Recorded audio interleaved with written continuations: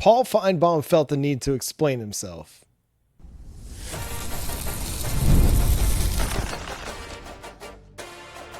You are Locked On Sooners, your daily podcast on the Oklahoma Sooners. Part of the Locked On Podcast Network, your team every day. What's up, Sooner Nation? Welcome to Locked On Sooners, and thank you for making Locked On Sooners your first listen every single day. Shout out to all the everydayers out there tuning in and subscribe to the show wherever you get your podcasts. We're part of the Locked On Podcast Network, your team every day. He's Jay Smith of Unfair Sports. I'm John Williams of Sooners Wire. On today's show, we're going to talk bowl projections heading into week 0. We got fall camp buzz coming at you, but we're going to start here because Paul Finebaum made waves last week when he said, of the teams in the top 10, Jay, Oklahoma would be his pick to finish unranked in 2026. Paul. Yeah. And we talked about it, Gerald McCoy clapped back. And then, of course, Paul Finebaum shows up on K-Ref with Darinoka. He had to explain himself. This is what he said. I want to explain the circumstances before the schooner runs me over on my next trip to Norman. I'm on SportsCenter live. You posted that show a million times. And the question at the very end is, who in the top 10, if you have to pick one of the top 10 teams to be unranked, who would you pick? Now, that's a pretty tough question. And I looked over the list, and it came down between Ole Miss and Oklahoma, and I chose Oklahoma. Now, I know I'm not about to kill this segment by saying that's not what I meant because I said it. And not only did I say it, I repeated it the next day when I was asked the same question, except that's not exactly what I believe. SportsCenter questions and Get Up questions aren't the kind of questions that you would have asked me.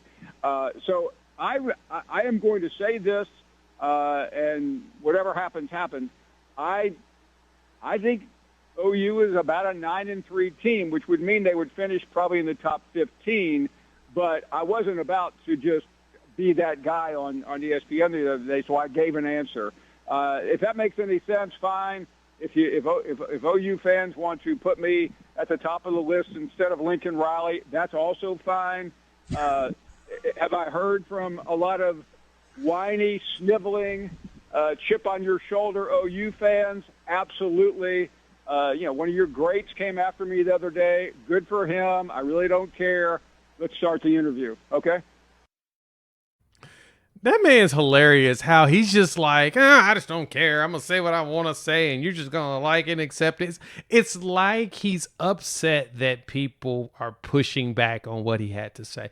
Like, why are you upset that people are pushing back? Because as much as he's saying, I'm not upset, I really don't care, he cares. Because of the way he says, it's like, come on, dog. Like, it's funny because there's like 10 options and top 10 teams that could end up unranked. Truthfully, Indiana could on accident. You never know. We've seen this happen on numerous occasions. Oregon could fall apart. Now, I don't think Ohio State does because it's just traditionally they never do. But there's so many teams that are up there that haven't been up there over the last 10 years that could easily fall down.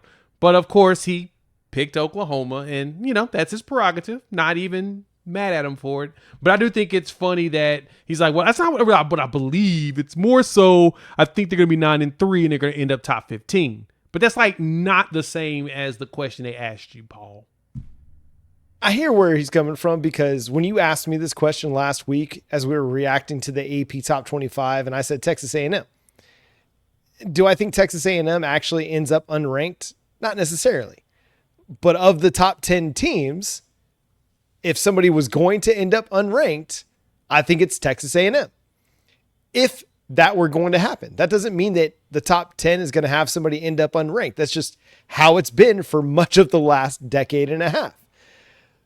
So I hear where he's coming from. At the same time, kind of what he's doing here too, because Oklahoma fans, we are going to react.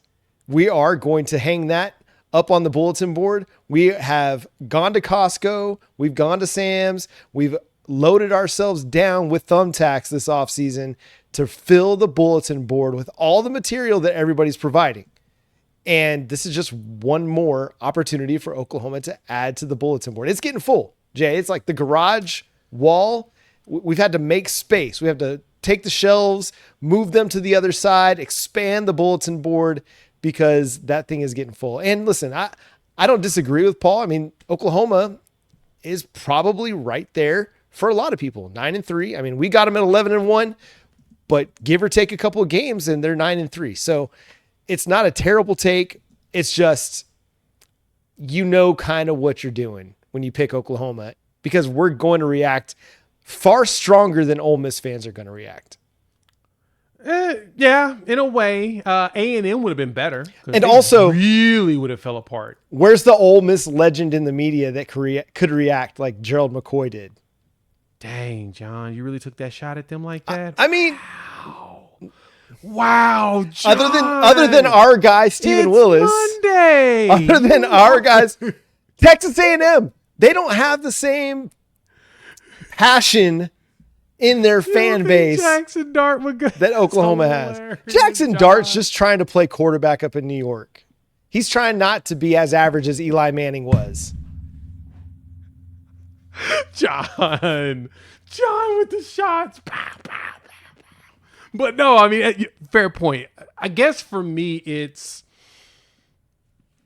like I understand his reasoning, but this was the exact same reasoning he gave last year, that Oklahoma probably wasn't going to be that good because of the fact that our schedule is a gauntlet. It's so hard. And to me, it even goes back to the BV extension. Like, everyone has told us since we got here that we were not going to compete in the SEC. Oh, you're going to just be in the middle of the road of the SEC. You're not even going to be middle of the road. You're the next Vanderbilt of the SEC, because Vanderbilt's now really good. You're just going to be bad in the SEC. There's no way. You're not built for this. You're not. Then we go out there and we win these big games, and now people are just like, wait a minute, that wasn't supposed to happen.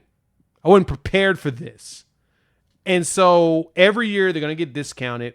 And we've talked about, I've heard Gabe and Teddy over the OK Breakdown talk about it. This is probably hands down Brent Venables' best roster he's had since he's been here.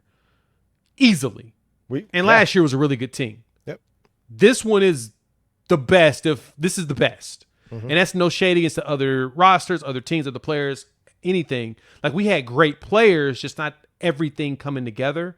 This one, your starting lineups are probably your best. Now they just got to go execute. I get it. They got to execute. But on paper, this is the best ones. And the way that this culture and the way they've been doing things, it feels like there is no excuse for them not to execute the way they need to. It's all on the table for them. Everything that they want to achieve is right there in front of them. Right there. It's up to them. Nobody's going to give them anything. Nobody's going to hand them W's. Oklahoma's going to have to go out and earn it. At the same time, Jay, we have not seen Oklahoma play a full SEC schedule with an actually functioning offense. Not yet. So what happens when we see Oklahoma with a functionable offense? I think I just made up a word. A functional offense. Functioning. This year. When it actually has a run game and it has a consistent passing game, this team is going to be night and day different than what we saw in 2024 when we could not do anything offensively. We had to have defensive scores to give us a chance to win games.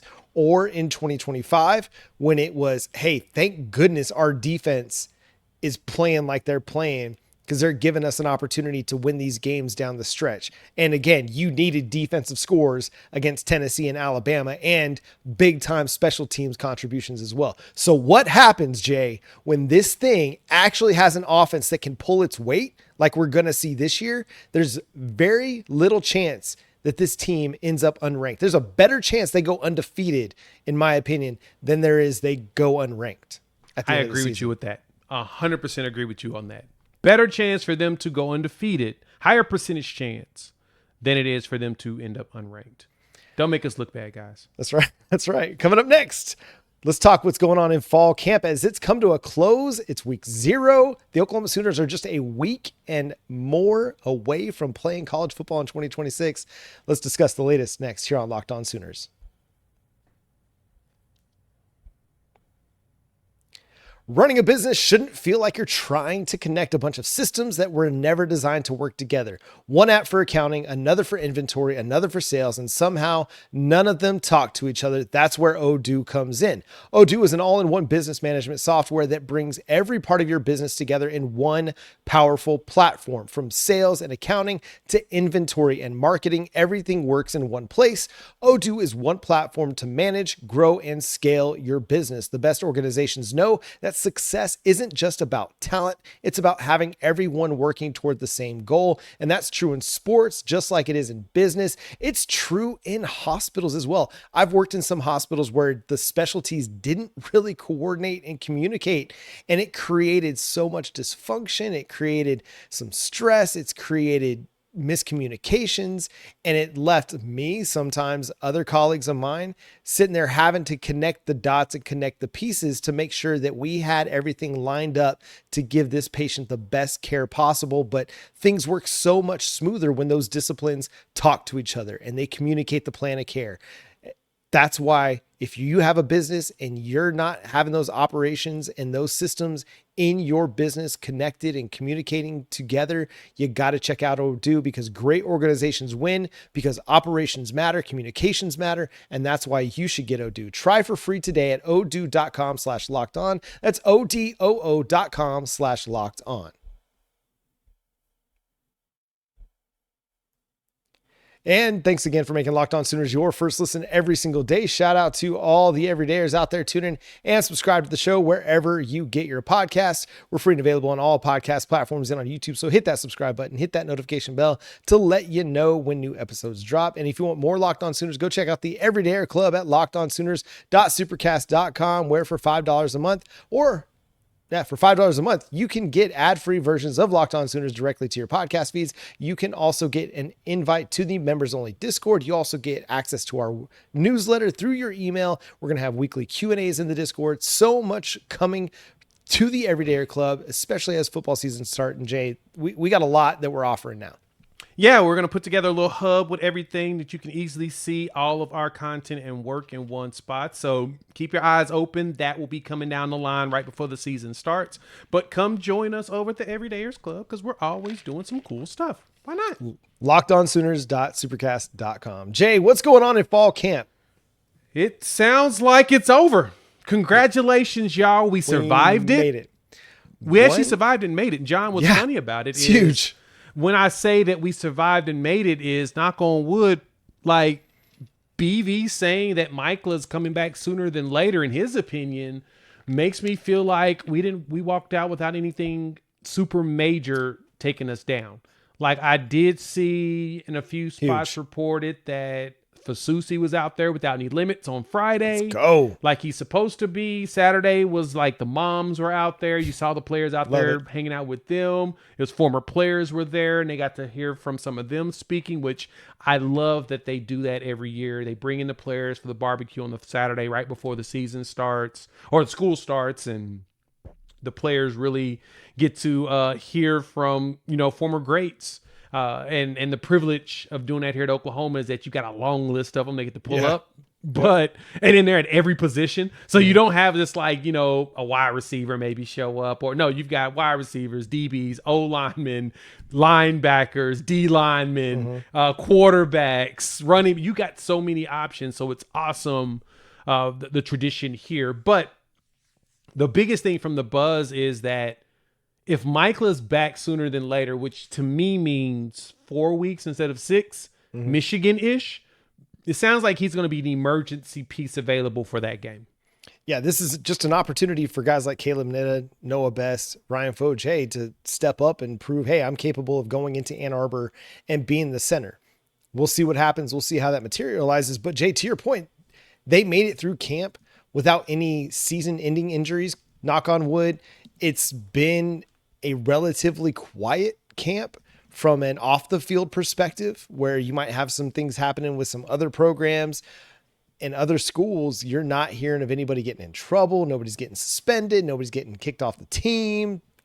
Texas, you've got everything just kind of moving in the right direction, and it's great momentum heading into the season. Again, none of it's going to matter until you step on the field and go play games, but to have a stress-free, drama-free offseason like Oklahoma's had. Nobody stress-free, drama-free. Okay, Relative relative to previous seasons. Let me just say. I don't know. I feel like it's even more drama-filled. Brent Venables got an extension and the world came to an end. What are you talking about? Like, what are we doing here? You got me. The world came to an end. Like an asteroid showed up. Yeah, I bit on that. I thought you were You did. Yeah, I thought you were going to tell me that it had been more drama filled than when David Stone entered the transfer portal and then snip snap, he's back out of the portal, or PJ showed up for like 5.5 minutes. Yeah, exactly. Right. So yes, this was not that. So it's been a great offseason. Now on the field, you're hearing a lot of buzz about guys like Tank Carrington, David Stone saying he's working out with me. Like he's putting up the same plates that I'm putting up. And that's incredibly impressive for a true freshman. Oh my God, it's huge. And that leads to we'll talk about this probably tomorrow, actually. Yeah, yep. Let's table this now. Tomorrow, We're going to talk depth chart. Yep. We're going to look at depth charts, probably put together some depth charts, put some pictures up, graphics and everything for those on the YouTube side. The audio side, you just got to listen to us talk about it. But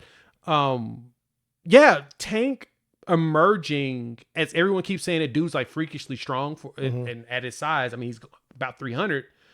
It's a huge deal because that has been one of the biggest questions we've had going into this is just what that 2 and 3 deep looks like on the defensive line.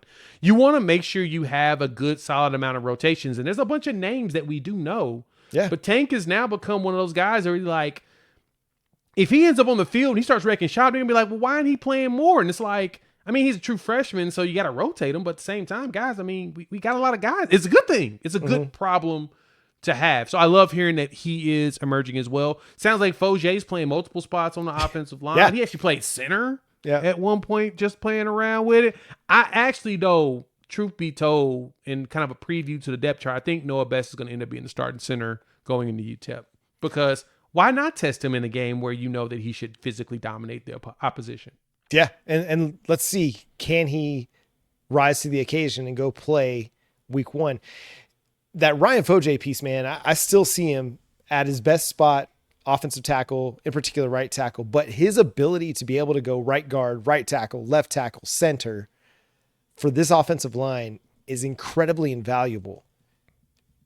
He's the perfect Bill Bedenbaugh offensive lineman. He really is. A dude that can play up and down the line legitimately and give you good snaps. I mean, he's received praise from everybody that's talked about him, from Mateer to Bill Bedenbaugh to Brent Venables, just how smart he is, how physical he is, how capable he is. So that's exciting, man, to see that, okay, maybe last year there were some ups and downs. Well, this year he's ready to roll, man. He's grown, learned from that, and he's heading in the right direction. I mean, this is a team that, again, there's talent in the 2 deep. There's talent in the starting lineup.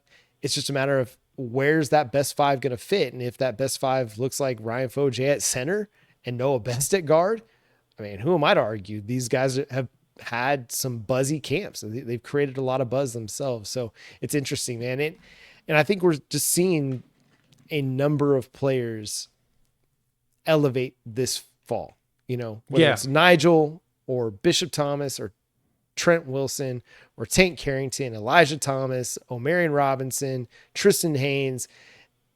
There's 50, 60 guys, 70 guys, it seems like, that Oklahoma feels pretty good about. Even if they don't play a significant amount this year, they feel good about where they're at and their development for the future.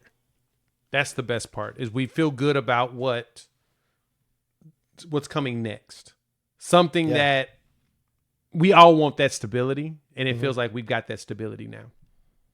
And in large part because you have Brent Venables and because you have stability on both sides of the ball, where you're not turning over big swaths of your coaching staff year over year. Yeah, you turned over 3 guys this year, but you upgraded 2 of those positions.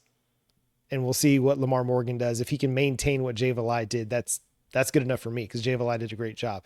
But he did a fantastic job. Yeah, but you upgraded otherwise. And so, again, it's a position that Oklahoma's in where I think it's hard not to be excited about this team based on everything that we're hearing about it and the fact that they were able to make it through fall camp relatively unscathed.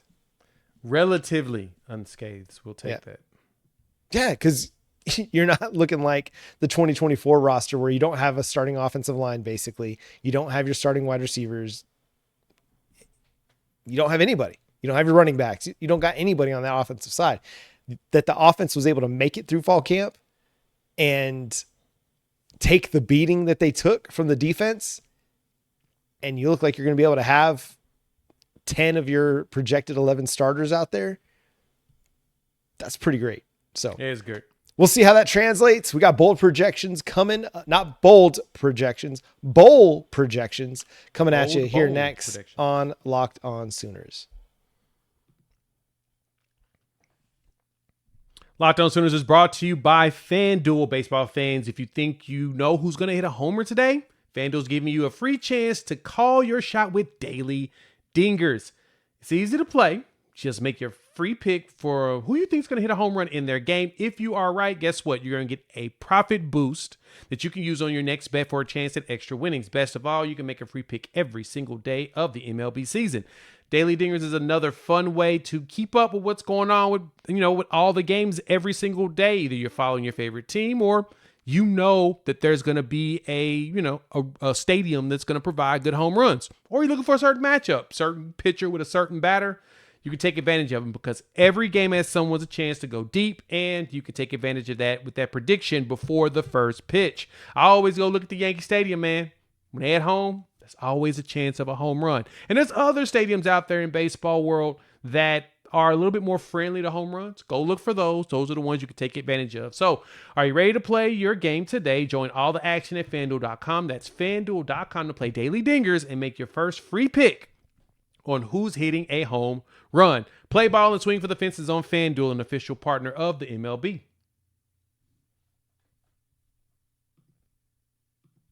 Once again, thanks for making Locked On Sooners your first listen every single day. Shout out to all the everydayers out there. Tune in and subscribe to the show wherever you get your podcasts. Jay, we got bowl projections coming from ESPN and CBS Sports.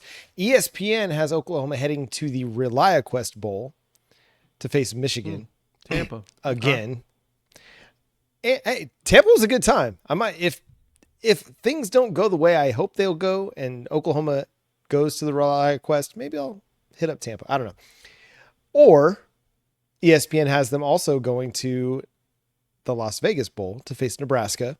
CBS Sports has them going to the Gator Bowl to face the Clemson Tigers. Gator Bowl. BV versus Dabo Swinney, huh? Fascinating. Last year, the predictions were the AutoZone Liberty Bowl against Baylor and the Music City Bowl in Nashville versus Minnesota. That was last year. No one had Oklahoma predicted to go anywhere that they went last season.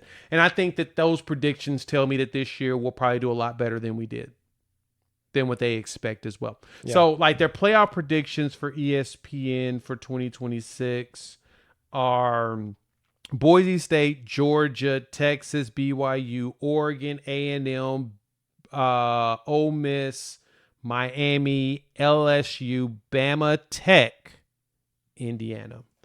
They got Bama, LSU, Ole Miss, A&M, Texas, possibly Georgia as the ones that are rotating around into making it to the playoffs.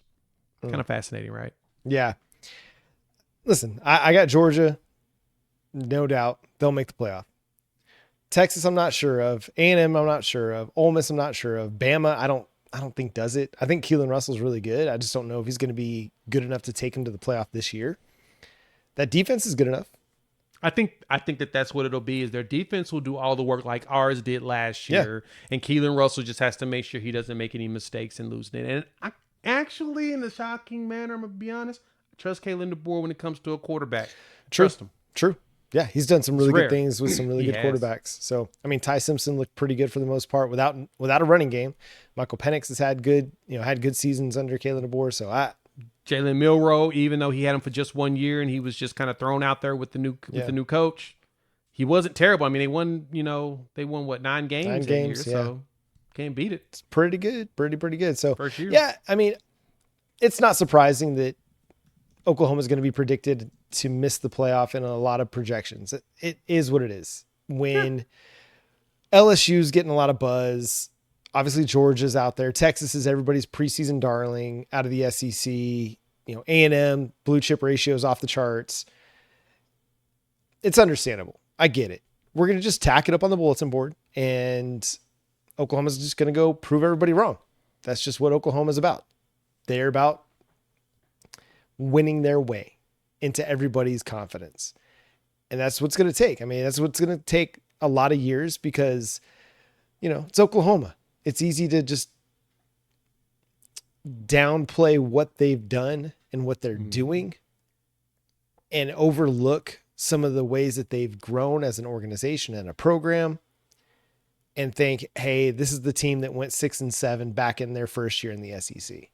It's easy to try to translate that to every season, but it's also a little bit lazy. So it really is. It is. It's extremely fine. Lazy if you really think about it. And so I expect Oklahoma to exceed these expectations. I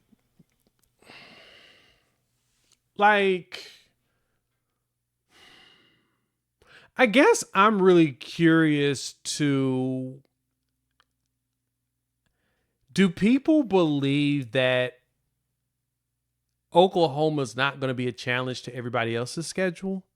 That's kind of what my mind has been going as of late, because everyone says that Oklahoma's schedule is really hard. I totally understand that. I'm not going to disagree. I think the first 5 games is going to be tough. You're on the road for your first 3 P4 games. So it's kind of a big deal. But those teams also got to face Oklahoma.